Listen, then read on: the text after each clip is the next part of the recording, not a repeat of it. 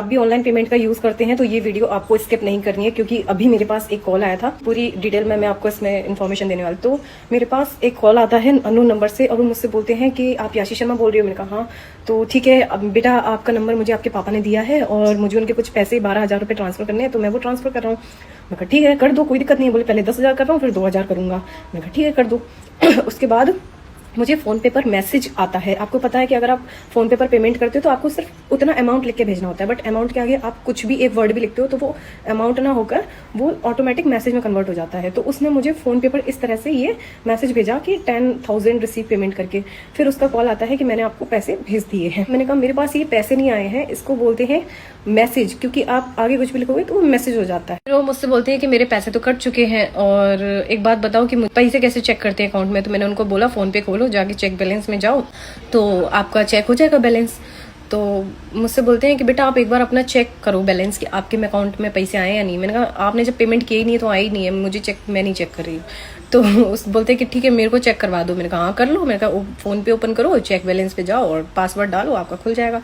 तो बोलता है मैंने कि चेक बैलेंस पे तो टच कर दिया है बट कुछ और लिख के आ रहा है, देखना जरा कि क्या लिख के आता है। तो अल्टीमेटली वो ये था, मेरे से चेक करवाना चाहता था बैलेंस, कि मैं जैसे ही चेक बैलेंस पे जाऊं और मेरे पूरे पैसे उड़। मैंने कहा कि वो चेक बैलेंस आप ही देख लीजिए और कुछ नहीं लिख के आ रहा होगा, मुझे बोल के बता दो। तो फिर बोलता है कि ठीक है ठीक है। मैंने कहा अब इसमें पासवर्ड डाल दो।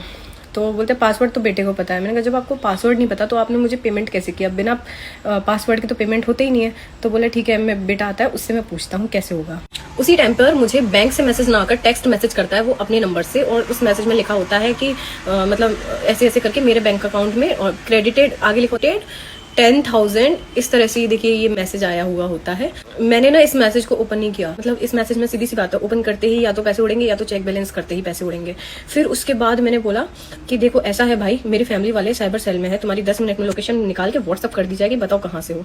तो बोलता है कि मैं दिल्ली से हूँ। मैंने कहा कोई दिक्कत नहीं है, होम मिनिस्ट्री वाले भी सब अपने जान पहचान के। नहीं मैं दिल्ली से भी नहीं हूँ, मैं यूपी से हूँ। मैंने कहा बता यूपी में कहाँ से है, यूपी में बहुत डर हो गया मेरी जान पहचान के। तो बोलते मैं यूपी से भी नहीं हूँ। मैंने कहा तू है कहाँ से, या तो तू बता दिया 10 मिनट में तेरी लोकेशन निकल आती है। फिर बोलता है कि मैं बिहार से हूँ। तो मैंने कहा कोई दिक्कत नहीं है, तो बिहार की भी टेंशन छोड़। मैंने कहा सब लिंक हो जाएगा, तू अभी बता दे कि सच सच बता दे कहाँ से है, क्योंकि फिर मैंने अगर तेरी डिटेल निकाली तो फिर तू मेरे से रिक्वेस्ट नहीं कर सकता कि मेरे खिलाफ एक्शन मत लो, तेरा नंबर मेरे पास में है। फिर वो देता है गाली, ठीक है, फिर उसका बिहारी टोन बाहर आता है। तो वो था फ्रॉड और फिर उसको मैंने दी गालियाँ। तो फिर वो चुप हो गया।